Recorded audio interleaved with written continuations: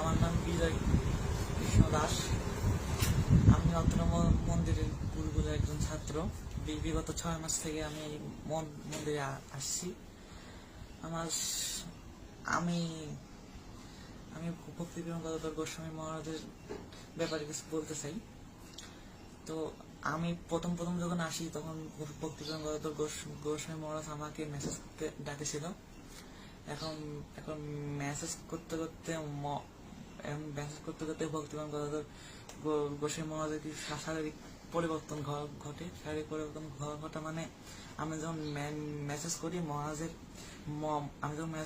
Message করি তখন মহারাজের হাতটা শক্ত হয়ে আমার লিঙ্গ দিকে যায়। আমি আবার হাতটা সরাই দিই, আবার লিঙ্গ দিকে যায়, আমি আবার হাতটা সরাই দিই। এবং তারপরে এরকম অবস্থা দেখে আমি আর মহারাজের মেসেজ